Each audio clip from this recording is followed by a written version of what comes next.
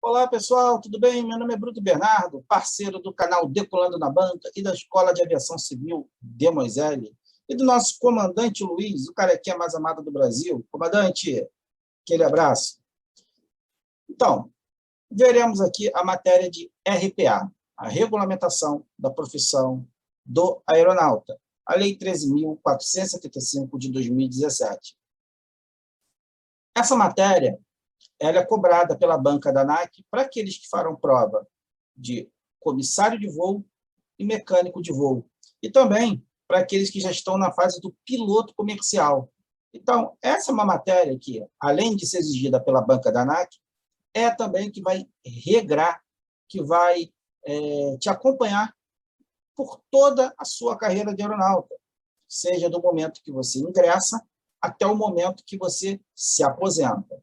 Portanto, é muito importante a perfeita compreensão da legislação, não só para você conseguir a sua aprovação na banca, mas, sobretudo, para que você possa ser um bom profissional, sabendo dos seus direitos e dos seus deveres. Então, é muito importante. Nós traremos aqui, na aula, diversos conceitos. Vamos tentar desmistificar as pegadinhas que, normalmente, a ANAC traz no bojo de suas questões.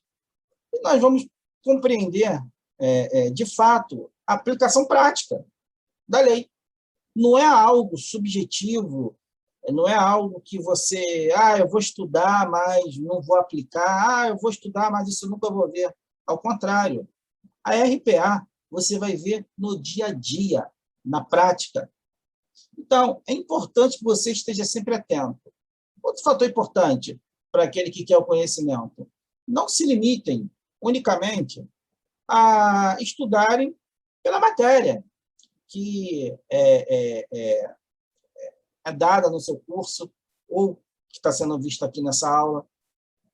Pesquise, busque maiores informações, se familiarize com a legislação, dê uma olhada sobre os principais aspectos, dá uma lida tanto na lei, dá uma lida quanto nas regulamentações, sobretudo na RBAC 121, RBAC 135, o RBHA 63, que nós vamos falar mais à frente, ok? Pois bem, uma vez feitas essas considerações, vamos ao que interessa. A nossa primeira aula, nós vamos tratar da legislação, a origem da lei do aeronauta, a aplicação da lei do aeronauta, como a origem dela. Nós vamos tratar do conceito e classificação dos aeronautas, o que são os aeronautas, a quem a lei se dirige. Vamos entender também sobre conceito sobre os serviços aéreos. Temos os serviços aéreos especializados e os serviços aéreos não regulares. Vamos dar uma compreendida nesses conceitos. O que é o quê? É importante essa diferenciação, pois a todo momento você vai observar que a lei fala muito. Abre exceções, abre regras, ok? E nós veremos também as atribuições de cada profissional. Então, é de fundamental importância nós compreendermos esses fatos. Pois bem, a fonte da legislação do aeronauta, assim como de toda a regulamentação aérea,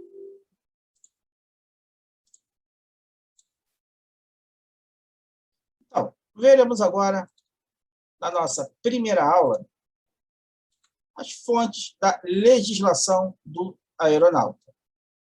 Primeiro ponto, nossa legislação, ela advém, tá? E assim como de toda a aviação mundial, ela é pautada pelos anexos da ICAO, ou OACI.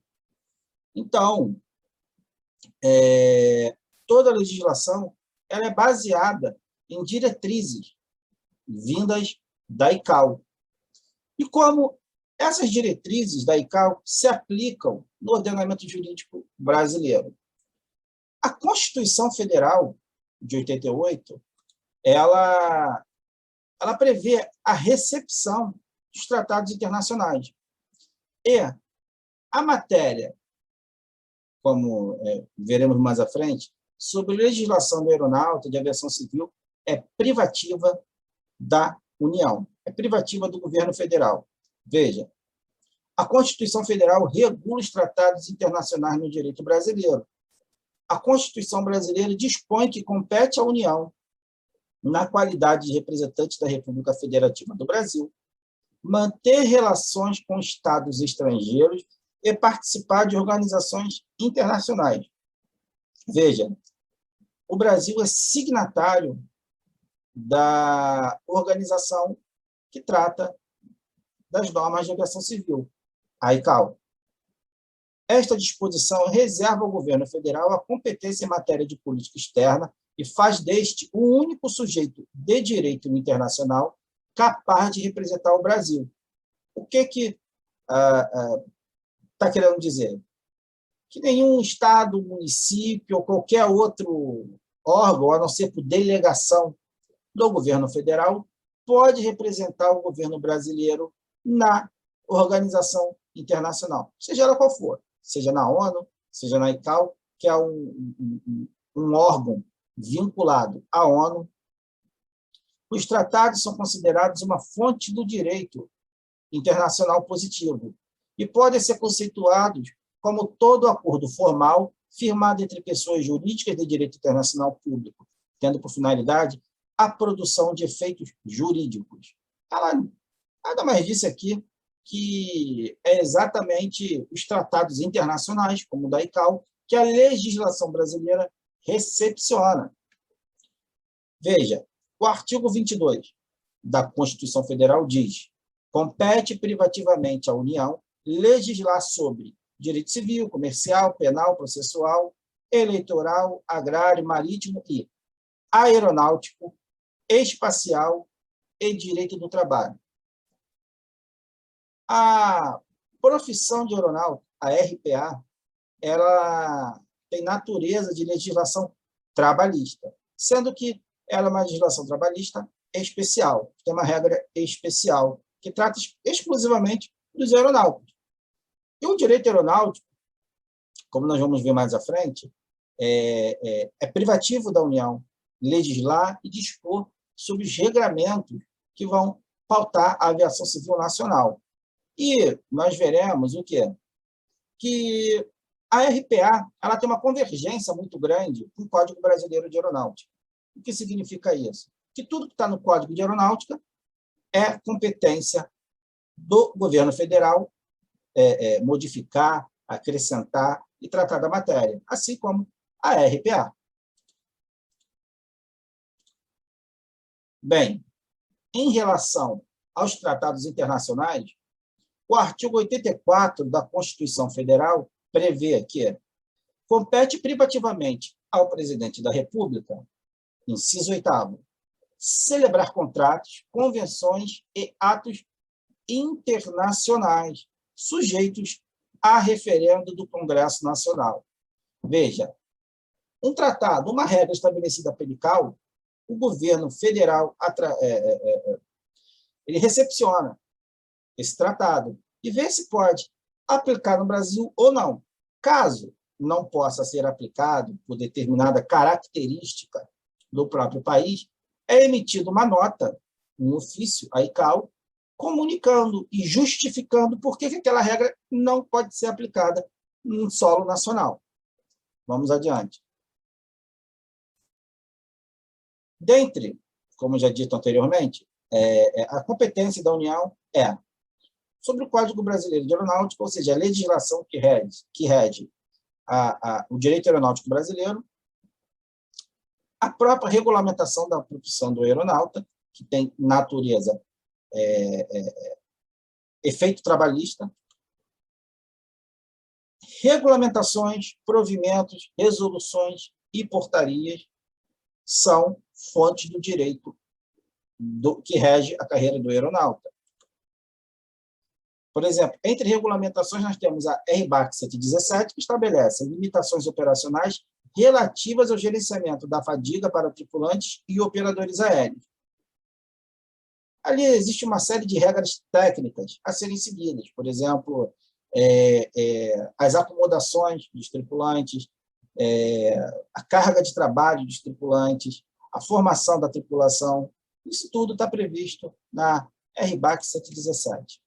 Temos a RBAC 121, que são disposições técnicas, manuais, treinamentos, equipamentos, etc. É a principal regulamentação. 90% do que trata a aviação civil nacional, ela tem origem na RBAC. Essa regulamentação, constantemente, ela sofre alterações, ela sofre modificações, alterações, por exemplo, pelo advento da Covid, houve uma flexibilização em algumas regras, mas não vamos tratar disso aqui para não alongar muito o assunto e não confundir a cabeça do aluno. Isso é a título de uma informação mesmo para dar um maior conhecimento, né, para ter um conhecimento amplo sobre o tema e a importância dessas regulamentações. Temos a RBHA 63, que trata da certificação de comissários e mecânicos. Lá na frente, vocês vão ver também a importância dessa regulamentação 63. Temos a RBAC 135, que trata dos requisitos operacionais, operações complementares e por demanda do transporte aéreo não regular. Tudo que nós vimos antes trata do transporte aéreo regular. Pois bem, a especialidade da Lei de Aeronáutica.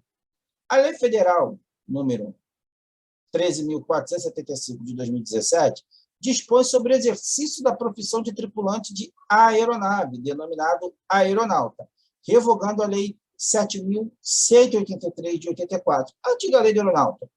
Veja, a lei ela já diz sobre o exercício da profissão de tripulante de aeronave. Então, a lei já conceitua que tripulante de aeronave é denominado aeronauta. Veja, tripulante de aeronave, ok? A RPA regula o exercício das profissões de piloto de aeronave, comissário de voo, mecânico de voo, que são os denominados aeronauta, tratando-se de norma especial. A regra geral, que regula as demais profissões é a CLT. Somente se aplica a CLT em casos não previstos pela RPA. O que quer dizer aqui?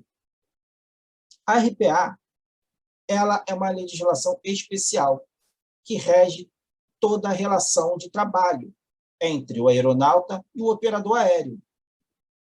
Não existe aplicabilidade da CLT aqui. Somente do que a RPA não tiver previsão expressa, é que, por analogia, podemos utilizar a CLT. Mas isso é uma matéria a ser tratada em âmbito de tribunais, e não no âmbito em caráter administrativo, como, na maioria dos casos, é tratado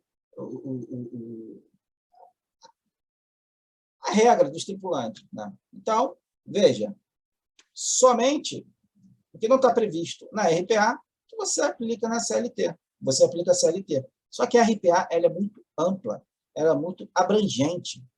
E a inteligência da norma, tanto do RPA quanto do CBA, é que ela concede, ela flexibiliza determinadas normas, determinados dispositivos, deixando a critério da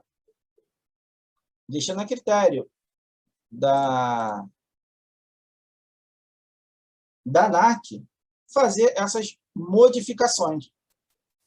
Vejamos, sobre os conceitos, sobre a distinção dos profissionais.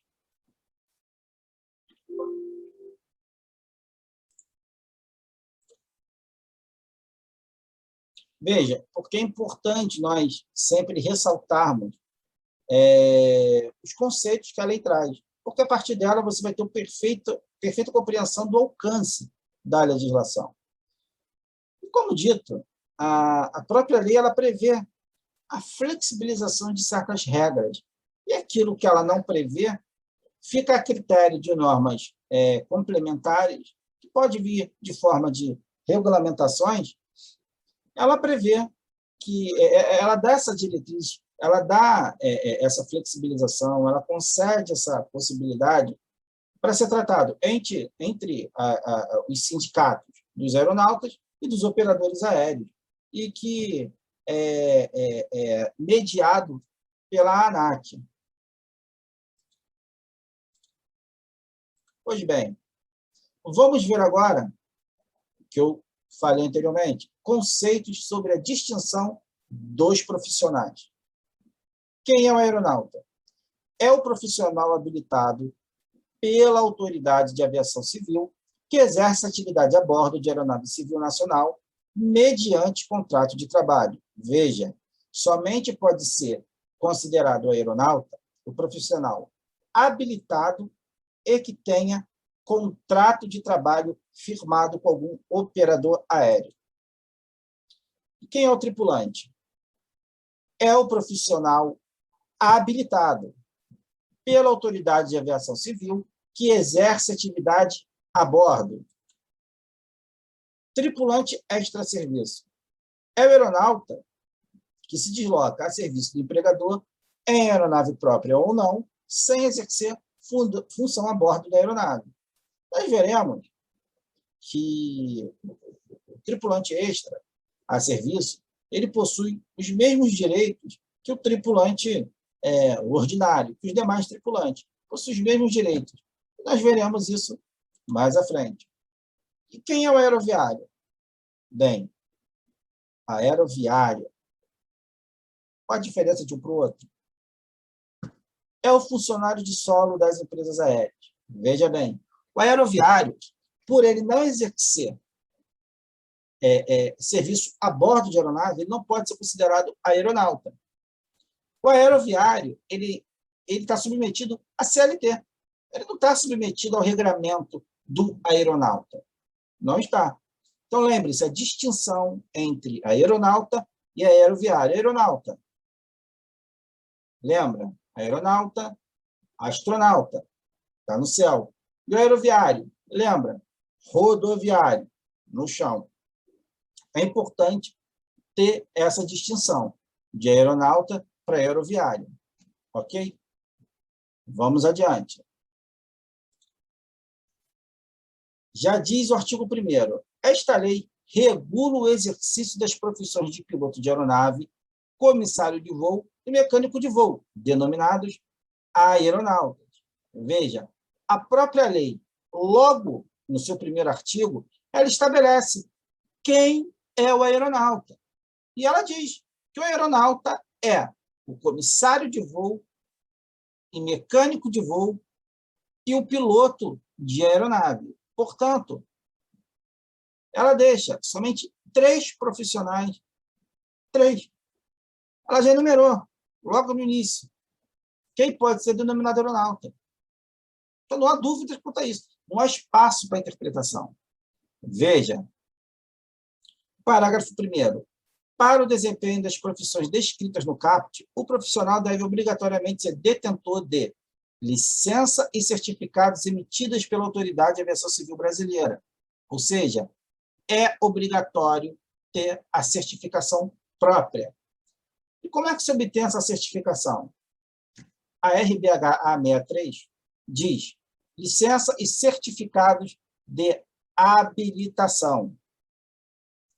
Nenhuma pessoa pode trabalhar como mecânico de voo ou como comissário de voo, a menos que seja detentora da licença aplicável e dos respectivos certificados de habilitação técnica e de capacitação física válidos, tudo emitido ou validado pelo DAC. Leia-se.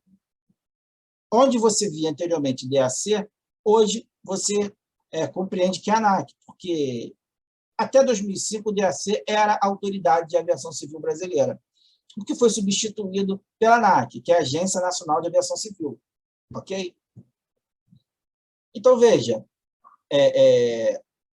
na linha B, diz que cada pessoa que for detentora de uma licença ou certificado de habilitação técnica deve portá-los quando no exercício de suas prerrogativas, e apresentá-los para a inspeção, se requerido pelo DAC, através de um SPAC, que é um inspetor da aviação civil. Ou seja, novamente, onde consta DAC, leia-se ANAC. Esse é um documento de porte obrigatório. Hoje já existe a CHT digital. Se você não tiver no aplicativo a CHT digital, você tem que estar com ela em mãos. Não existe essa desculpa que esqueceu em casa, esqueceu no carro, esqueceu em algum lugar. Não existe desculpa, é um documento de porte obrigatório. Então, você tem que estar com ela em mão, ou então no seu aplicativo da CHT digital, quando for requerido pelo inspetor da aviação civil, em suas rotinas de fiscalização. Parágrafo 2º. Esta lei se aplica também aos pilotos de aeronave, comissários de voo e mecânicos de voos brasileiros que exerçam suas funções a bordo de aeronave estrangeira em virtude de contrato de trabalho regido pela legislação brasileira. O que a lei quer dizer aqui? Se você trabalha numa companhia aérea estrangeira, na United, na Delta, na American, na British, você está submetido à legislação brasileira. Porque se a base contratual dessa empresa no Brasil for São Paulo, for no Rio de Janeiro, em Manaus, se aplica à legislação brasileira. Não existe dúvida quanto a isso. Não importa a nacionalidade do operador aéreo. Vai se aplicar a lei brasileira se o contrato de trabalho for registrado no Brasil e se o contrato de trabalho for estabelecido no Brasil através de uma base de uma empresa aqui no Brasil. Ou seja, o que vai reger é a legislação brasileira, não há dúvidas quanto a isso. Nesse ponto, quando falamos de um brasileiro trabalhar numa companhia aérea estrangeira, em seus casos que a legislação permite, a legislação de origem daquele país, permite que esse tripulante possa exercer atividade a bordo de uma aeronave estrangeira, igual à exceção que o Brasil abre também, na qual 1/3 da tripulação de um voo internacional, de uma companhia aérea brasileira, pode ser exercido por tripulantes estrangeiros. Mas isso nós vamos tratar mais à frente. Então, saiba que se você trabalha numa companhia aérea estrangeira, o seu contrato de trabalho vai ser regido pela legislação brasileira. Até porque uma companhia aérea estrangeira, para operar no Brasil, ela tem que ter uma autorização da Agência Nacional de Aviação Civil para operar no Brasil. E, com isso, ela tem que ter uma base no Brasil, exatamente para responder perante as autoridades brasileiras. Então, o contrato de trabalho do tripulante brasileiro em uma aeronave, em uma companhia aérea estrangeira, é regido pela legislação brasileira. Ok? Existe, mas eu fui para os Estados Unidos e passei a trabalhar numa companhia aérea lá. Bom, aí a sua base contratual não é no Brasil. A sua base contratual é nos Estados Unidos e não no Brasil. Portanto, o que designa a competência de regência do seu contrato de trabalho é o local onde ele foi firmado, por exemplo, no Brasil ou nos Estados Unidos. Nos Estados Unidos, é a legislação americana. Se for estabelecido no Brasil, legislação brasileira. Ok? Tudo é determinado pela base contratual. Vamos ao artigo 2º. O piloto de aeronave e o mecânico de voo, no exercício de função específica a bordo de aeronave, de acordo com as prerrogativas da licença que são titulares, têm a designação de tripulante de voo. Ou seja, quem é o tripulante de voo? É o piloto e o mecânico de voo. Esses dois. Ok? Aí o copiloto. O copiloto é piloto. A diferença é que um piloto, para o copiloto, é que um piloto vai ser o comandante da aeronave, e o outro vai estar ali para lhe auxiliar, mas também é piloto. Não existe distinção técnica de piloto para copiloto. A diferença é que um é comandante, o outro é copiloto. Pode ser, muitas vezes, que tem certos casos, normalmente, que um piloto, um comandante, por exemplo, tem menos horas no comando de uma aeronave que um copiloto. Por quê? Porque o copiloto, de repente, ele é novo naquela empresa. Então, por ele ser novo na empresa, ele vai para o final da fila, na hora da promoção, na hora que ele for tentar ascender ao cargo. Então, ele tem que entrar no final da fila para conseguir o posto de comandante. Lógico, existem as horas mínimas, tá? Que essas horas mínimas para comando em voo é designado pela própria companhia aérea, pelos manuais de algumas empresas fabricantes dos aviões. Então, tem um limite mínimo de hora para você ser comando. Então, essa diferenciação entre copiloto e piloto, normalmente é somente por causa, não existe distinção técnica, é somente pelo cargo que um exerce e o outro não. Ok? Vamos adiante. Artigo 3º. O comissário de voo. Veja, ele já começa falando, o comissário de voo. No exercício de função específica a bordo de aeronave, de acordo com as prerrogativas da licença de que é titular, tem a designação de tripulante de cabine.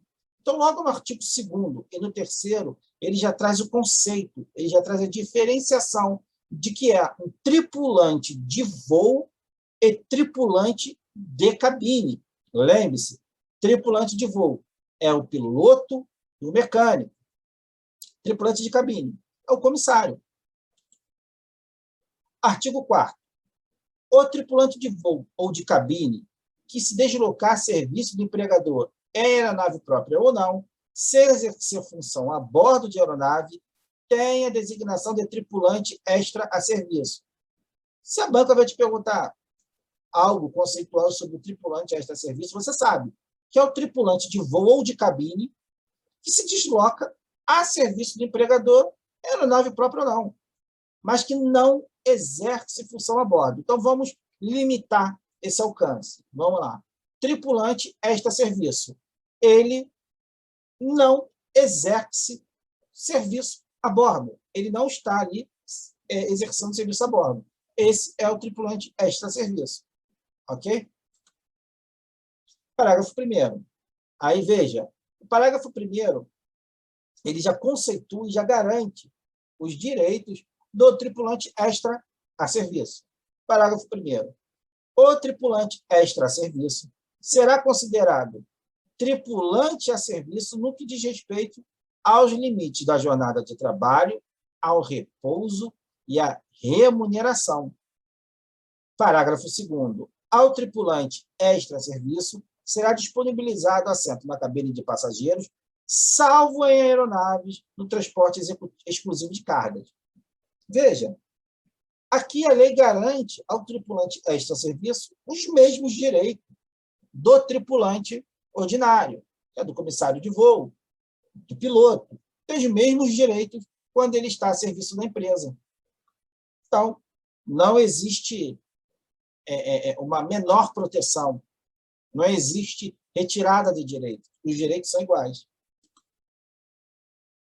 5. Os tripulantes de voo e de cabine exercem suas funções profissionais nos seguintes serviços aéreos. Inciso 1º.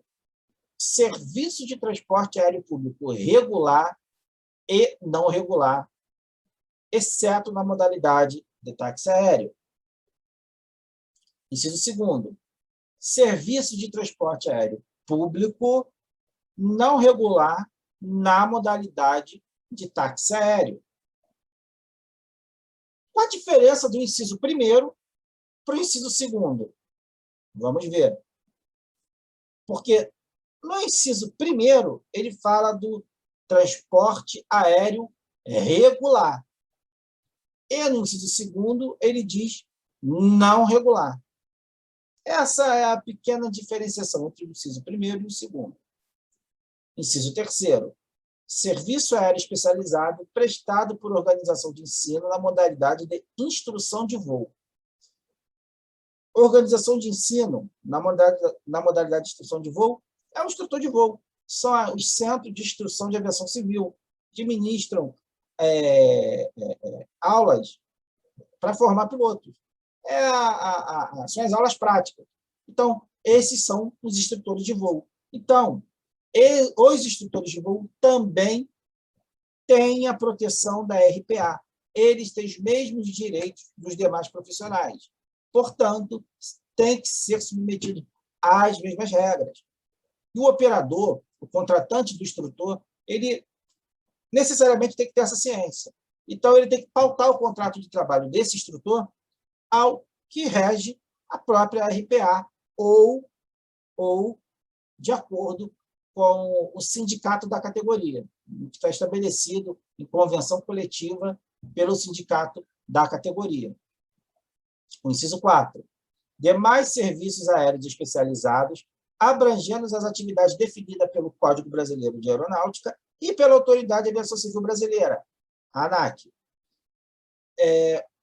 Veja, aqui no inciso 4º, a legislação ela dá uma flexibilizada. O que eu quero dizer com essa flexibilizada? Porque pode ser, futuramente, venha a haver outros serviços aéreos especializados.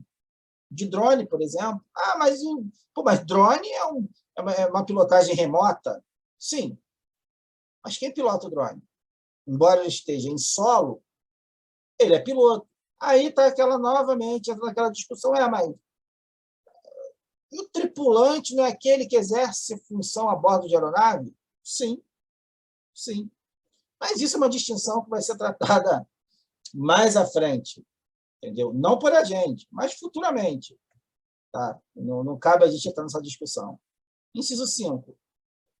Serviço aéreo privado, entendido como aquele realizado sem fins lucrativos a serviço do operador da aeronave.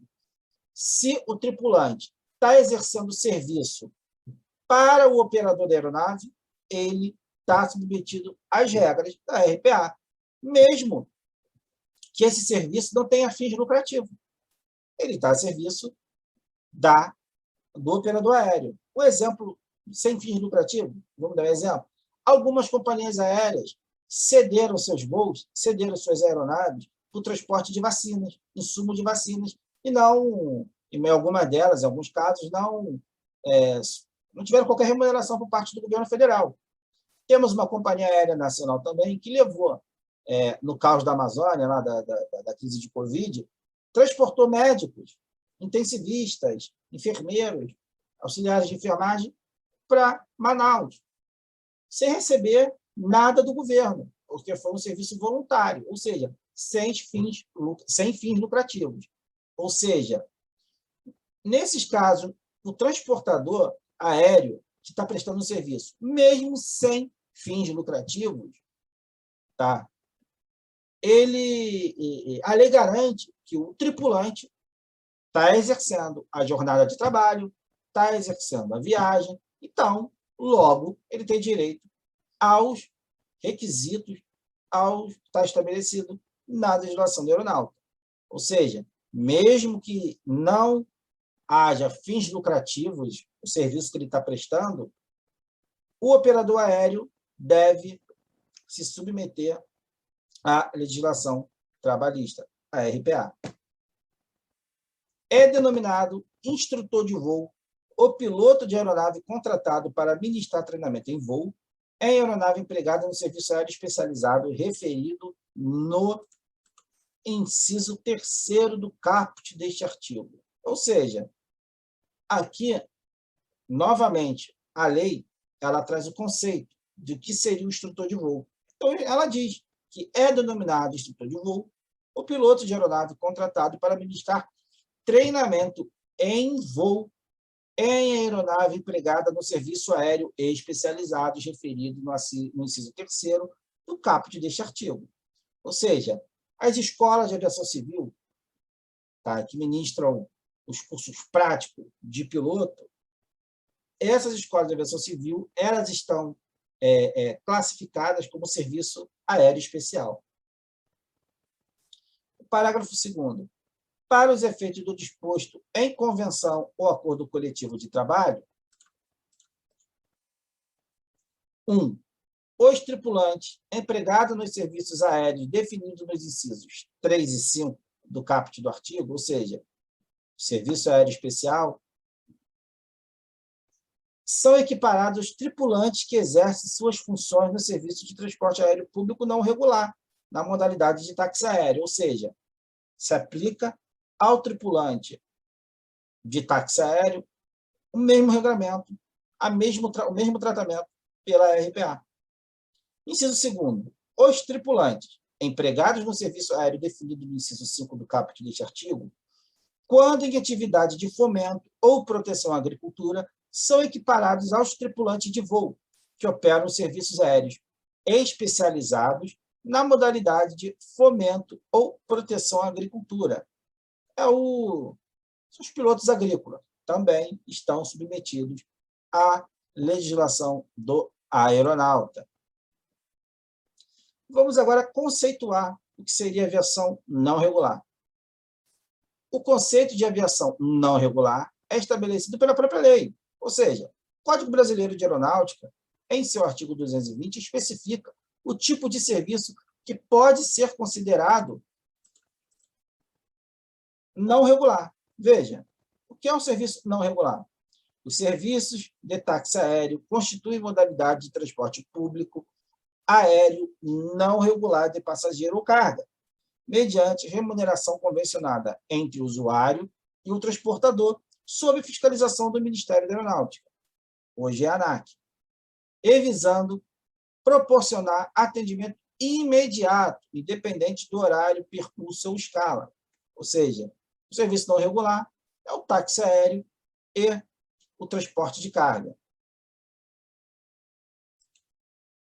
E os serviços aéreos especiais? Bem, os serviços aéreos especiais são aqueles, que abrangem modalidades remuneradas, distintas do transporte público de passageiros e cargas, em que se destacam aeroagrícola, ou seja, o piloto agrícola, aerofotografia, os repórteres, os pilotos que trabalham a serviço de empresas de televisão, de rádio, etc. Aerofotogrametria, aerocinematografia, aerotopografia, prospecção. Prospecção são aqueles aviãozinhos que fazem propaganda. Exploração, detecção de elementos do solo ou do subsolo, do mar e da plataforma submarina. Veja, o que é o serviço aéreo regular? Transporte de passageiros. Não regular. O não regular só tem dois, que é táxi aéreo e transporte de cargas. Só esses dois. Não existe um terceiro. São só esses dois. Transporte aéreo regular, transporte de passageiros. Transporte aéreo não regular, táxi aéreo e transporte de carga. E serviço aéreo especial? Todos os outros. Simples assim. Agora a gente entra num tema muito importante, e muito controvertido e muito cobrado pela ANAC, que é a restrição para a contratação de estrangeiros. A lei brasileira impõe certas restrições à contratação de mão de obra estrangeira para exercer a profissão de aeronauta, ou seja, reserva de mercado praticada pela ampla maioria dos países membros da OACI. Essas restrições são representadas tanto pelo Código Brasileiro de Aeronáutica, que é de 1986, quanto pela RPA atual, que é de 2017. Vamos lá, no artigo 156 do CBA. O que diz o artigo 156? São tripulantes as pessoas devidamente habilitadas que exercem função a bordo de aeronave. Parágrafo 1º. A função remunerada a bordo de aeronaves, nacionais ou estrangeiras, quando operadas por empresa brasileira no formato de intercâmbio, é privativa de titulares de licenças específicas emitidas pela Autoridade de Aviação Brasileira e reservada a brasileiros natos ou naturalizados. Aqui, ela já faz a primeira restrição. Para exercer função remunerada a bordo de aeronave, tem que ser brasileiro ou naturalizado. Parágrafo 2º. A função não remunerada a bordo de aeronave do serviço aéreo privado pode ser exercida por tripulantes habilitados, independente de sua nacionalidade. Veja, o parágrafo 2º deixa muito claro que se trata de uma reserva de mercado, ou seja, se o tripulante habilitado for estrangeiro, ele pode exercer função a bordo de aeronave, desde que não remunerado. Ou seja, isso garante ao profissional brasileiro um mercado de trabalho, para não necessitar de competir com mão de obra estrangeira. O parágrafo 3º. No serviço aéreo internacional, poderão ser empregados comissários estrangeiros, contanto que o número não exceda 1/3 dos comissários a bordo da mesma aeronave. Ou seja, num voo internacional que tivermos 6 tripulantes a bordo, 2 deles pode ser estrangeiro. Ou seja, 1/3. E mesmo assim, veja, tem que ser em voo internacional. Voo doméstico, não. Como visto no artigo anterior do CBA, a lei brasileira somente prevê uma possibilidade para o ingresso de estrangeiro na profissão de aeronauta, prevista no parágrafo 3º do artigo 156, ou seja, limita em 1/3 o número de tripulantes estrangeiros, e tão somente em voos internacionais. Neste mesmo sentido, e com as mesmas exceções, é a regra do artigo 6º da RPA. Veja, o exercício das profissões do piloto de aeronave, mecânico de voo e comissário de voo, prevista nesta lei, é privativo de brasileiros natos ou naturalizados. Aí começam as exceções. O parágrafo 1º. As empresas brasileiras, quando estiverem prestando serviço aéreo internacional, poderão, não é regra, não é obrigatório, pode, ou seja, não é um dever, é uma faculdade, pode utilizar comissários de voo estrangeiros, desde que o número destes não exceda a 1/3 dos comissários de voo a bordo da mesma aeronave. Ficou claro, né? Parágrafo 2º. Todas as empresas de transporte aéreo público, salvo empresas estrangeiras de transporte aéreo público privado não regular, na modalidade de táxi aéreo, quando estiverem operando voos domésticos em território brasileiro, terão, obrigatoriamente, seu quadro de tripulantes compostos por brasileiros natos ou naturalizados com contrato de trabalho regido pela legislação brasileira. Vejam, a grande sacada deste artigo, desse parágrafo 2º, é operando voos domésticos. Operou voo doméstico, o contrato de trabalho tem que ser regido pela legislação brasileira. E os tripulantes devem ser brasileiros. Isso não dá margem para discussão.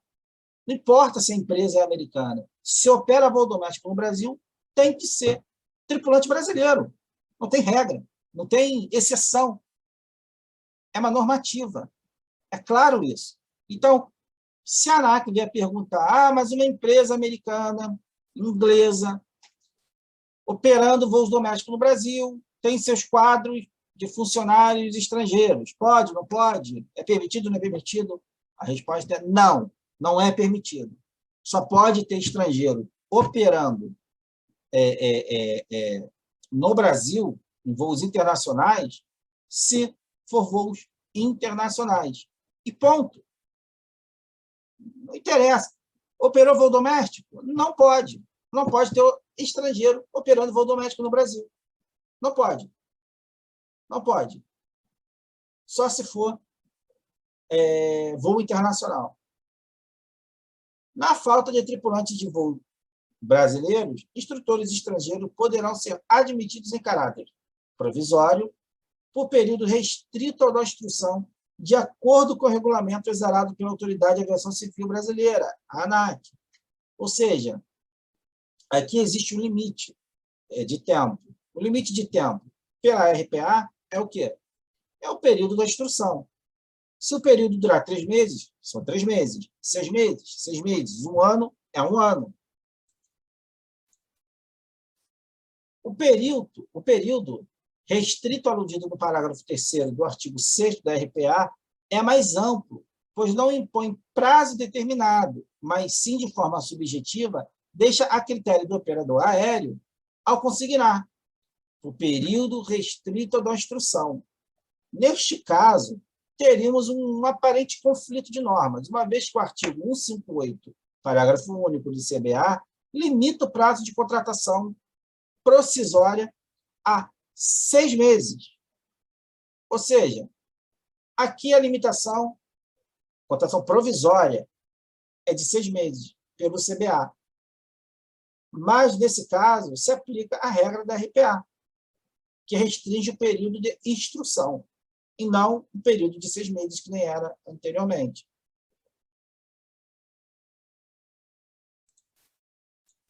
Como a gente soluciona isso? O artigo 1º, parágrafo 1º da Lei Federal de Introdução ao Direito Civil Brasileiro dispõe que, não se destinando à viagem temporária, a lei terá vigor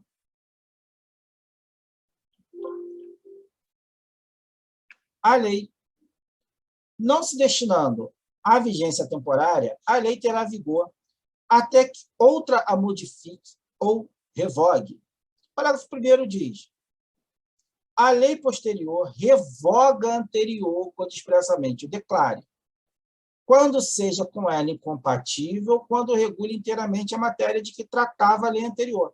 Nesse caso, a lei brasileira, a RPA, por ser mais nova que o CBA, prevalece a RPA. Ou seja, a regra do parágrafo 3º do artigo 6º da RPA, o estrangeiro pode dar instrução pelo período restrito da instrução. Não existe um prazo estipulado pela lei. A RPA não estipula o prazo, que nem o CBA, que diz 6 meses. A RPA diz que é pelo período do contrato. Portanto, para a nossa matéria, o que vale é a RPA. Para a banca da ANAC, o que vale é a RPA, que é o período restrito à instrução. Essa é a outra exceção. A primeira exceção, 1/3, ok? 2 comissários de voo realizando voos internacionais. A outra exceção é para o período de instrução. Essas são as duas hipóteses em que o estrangeiro ele pode ser contratado por operador aéreo brasileiro. Vamos lá. Artigo 7º. Os tripulantes de voo exercem as seguintes funções a bordo da aeronave. O comandante, inciso 1º, piloto responsável pela operação e pela segurança da aeronave, exercendo a autoridade que a legislação lhe atribui. Ou seja, o piloto é o responsável pela operação da aeronave do momento que é entregue a ele o comando da aeronave até o momento que ele devolve a aeronave na sua base. Então, ele é a autoridade.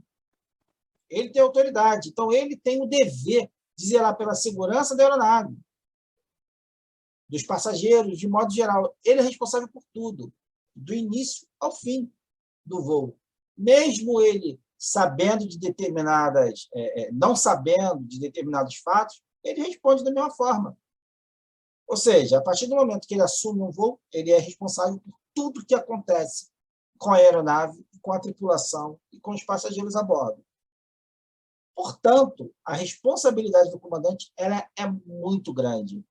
Para o comandante exercer aquelas 4 faixinhas aqui no braço, ele tem que ter muita responsabilidade, tem que ter muito conhecimento da legislação para que ele não tropece, para que ele não cometa algumas falhas e saiba cobrar e delegar dos seus auxiliares os serviços necessários que compreendem a segurança do voo e a melhor operação da aeronave.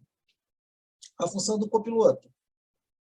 Piloto que auxilia o comandante na operação da aeronave. mecânico de voo, auxiliar do comandante encarregado da operação e do controle de sistema diversos, conforme especificação dos manuais técnicos da aeronave. Hoje, nós vemos que a tecnologia evoluiu de tal modo que nós praticamente não vemos mecânico de voo nas tripulações, a não ser quando está indo se fazer o traslado de uma aeronave, está indo se testar sistemas. Aí sim, hoje a tecnologia ela evoluiu de tal modo que esse controle pode ser exercido tanto pelo piloto quanto pelo copiloto. Só que para efeitos de banca, para efeitos de regra, o mecânico de voo existe e é o auxiliar do comandante encarregado da operação e do controle de sistemas diversos, conforme a especificação dos manuais técnicos da aeronave. Portanto, para a banca da ANAC, existe o mecânico de voo, ok? Não existe exceção quanto a isso. Parágrafo 1º. Sem prejuízo das atribuições originalmente designadas, o comandante e o mecânico de voo poderão exercer cumulativamente outras prerrogativas decorrentes da qualificação. Vamos lá, o parágrafo 1º.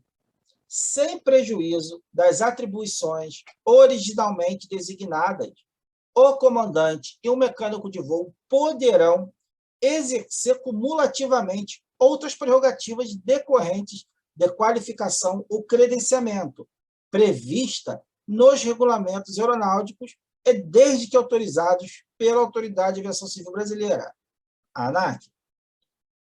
Parágrafo 2º. O comandante será designado pelo operador da aeronave e será o seu preposto durante toda a viagem. Veja, o comandante ele é os olhos do dono da empresa. Ele é o responsável, ele representa a empresa, ele representa o operador aéreo, ele representa o empregador. Portanto, ele tem que zelar por todas as normas e regras e exigir dos seus auxiliares o cumprimento e observância dessas normas. Portanto, veja, o comandante é o preposto, é o representante legal da companhia aérea, do operador aéreo, durante toda a viagem. Parágrafo 3º. O copiloto é o substituto eventual do comandante nas tripulações simples. Ou seja, o copiloto ele só pode ser substituto do piloto, tá? Do comandante, no caso, nas tripulações simples. Em outros casos, não. Nos outros tipos de tripulações, não. Os tipos de tripulações nós veremos na próxima aula.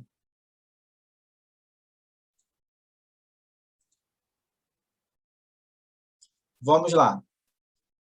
Os tripulantes de cabine, na função de comissários de voo, são auxiliares do comandante encarregados do cumprimento das normas relativas à segurança e ao atendimento dos passageiros a bordo, da guarda de bagagens, documentos, valores e malas postais, e de outras tarefas que lhe tenham sido delegadas pelo comandante.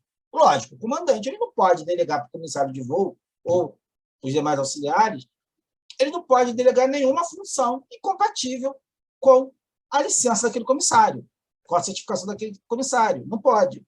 Senão ele mesmo vai estar descumprindo as regras determinadas pela RPA. Veja, a importância do comissário de voo. O comissário de voo, quando diz o cumprimento de normas relativas à segurança, o comissário de voo ele tem um emprego fundamental na operação aérea. Ele tem que conferir todos os equipamentos obrigatórios da aeronave, se os extintores estão no número adequado, de acordo com o número de assentos, se os kits de primeiros socorros, né, estão de acordo com o número de passageiros, número de assentos. Ou seja, ele tem uma função fundamental no auxílio à segurança dos passageiros e da operação da aeronave. é fundamental o comissário exercer o seu papel. Fundamental. Entendido? Parágrafo 1º. Mais uma vez, vem um parágrafo aí para poder destrinchar alguns requisitos. Para deixar claro. Parágrafo 1º. Sem prejuízo das atribuições originalmente designadas, os comissários de voo poderão exercer cumulativamente outras prerrogativas decorrentes de qualificação ou credenciamento, previstas nos regulamentos aeronáuticos, desde que autorizados pela autoridade civil brasileira. Parágrafo 2º. A guarda de valores é condicionada à existência de local apropriado e seguro na aeronave, sendo responsabilidade do empregador atestar a segurança do local. Parágrafo 3º. A guarda de cargas e malas postais em terra somente será confiada aos comissários de voo quando no local ainda existir serviço próprio para esta finalidade. Ou seja, se existir um local apropriado da aeronave, seguro da aeronave, para guarda de valores, esse local tem que ser certificado, tá, pelo operador aéreo. Ele tem que atestar que aquele local ali é o local adequado para guarda de determinado tipo de mala, objeto, valores, ou seja, essa designação é feita pelo próprio operador aéreo, que tem que atender alguns requisitos técnicos, que não necessita de agora, nesse primeiro momento. Então, pessoal, chegamos ao fim dessa primeira aula sobre a regulamentação da profissão do aeronauta. Ok? Espero que vocês tenham gostado. E é aquilo que eu disse. Peguem a legislação, deem uma lida nela, sobretudo na legislação complementar, para que você tenha uma melhor compreensão, um melhor alcance do que nós estamos estudando aqui. Ok? Então, pessoal, até a próxima.